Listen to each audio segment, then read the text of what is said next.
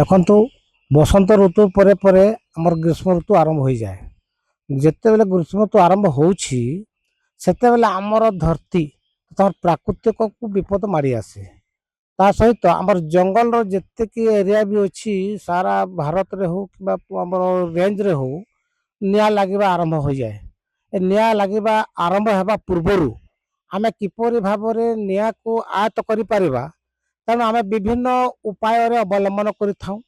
ଯଥା ବର୍ତ୍ତମାନ ଆଜି ଆମର କୋଇଡ଼ା ରେଞ୍ଜ ଅନ୍ତର୍ଗତ କୋଇଡ଼ା ଏରିଆରେ ଆମେ ବର୍ତ୍ତମାନ ର୍ୟାଲି, ଯେଉଁଟାକି ଆମେ ପଥପ୍ରାନ୍ତ ନାଟକ ହେଉଥାଏ, ର୍ୟାଲି ମଧ୍ୟ କରୁ ଏବଂ ପ୍ରତ୍ୟେକ ଗାଁରେ ଆମେ ଆୱାରନେସ୍ ଟ୍ରେନିଂ ଦେଇଥାଉ, ଯଦ୍ୱାରା କି ଲୋକମାନଙ୍କୁ ସଚେତନ ଆବଶ୍ୟକତା ଅଛି।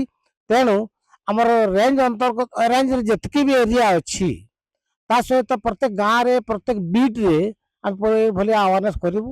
ଆଉ ଆଗାମୀ ଦିନରେ କିପରି ଭାବରେ ଆମର ନିଆଁକୁ ଆୟତ୍ତ କରିବା ପାଇଁ ତାର ପ୍ରସ୍ତୁତି ଯୋଜନା କରିଥାଉ ଏବଂ କିପରି ଆମେ ନିଆଁକୁ ସମ୍ପୂର୍ଣ୍ଣ ଭାବରେ ଲିଭାଇବା ପାଇଁ ଆମେ ନିଶ୍ଚୟ ଆମର ସମସ୍ତଙ୍କର ସାହାଯ୍ୟ ସହଯୋଗ କରିଥାନ୍ତି।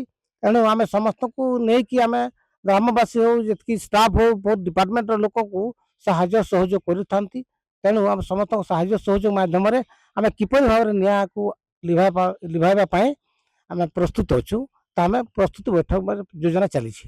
ଯେମିତି କ୍ରୀଡ଼ାରେ ବାଇକ୍ ରାଲି ମାଧ୍ୟମରେ ଆୱାରନେସ୍ କରିଥିଲେ, ଆପଣ ଗ୍ରାମାଞ୍ଚଳରେ ସେମିତି କିଛି କରିବେ? ହଁ, ସେଟା ଚାଲିଛି। ବର୍ତ୍ତମାନ ଆମେ ଗ୍ରାମାଞ୍ଚଳରେ ଆମେ ଯାଉଛୁ, ପ୍ରତ୍ୟେକ ଗ୍ରାମକୁ ବିଟ୍ ଏରିଆରେ ସବୁ ଜାଗାରେ ଗୋଟେ କରିବୁ, ସଚେତନ ଅଭିଯାନ କରିବୁ ଆଉ ସମସ୍ତଙ୍କୁ ଲୋକଙ୍କୁ ପ୍ରବର୍ତ୍ତାଇବୁ ଯେ କିପରି ଭାବରେ ନିଆଁକୁ ଆୟତ୍ତ କରିବା ଆଉ କେବେ ସାହାଯ୍ୟ ସହଯୋଗ ହେବ। ତେଣୁ ଆମେ ସମସ୍ତଙ୍କୁ ପ୍ରତ୍ୟେକ ଗାଁରେ କରୁଛୁ ଆଉ ଆରମ୍ଭ ମଧ୍ୟ କରିଛୁ।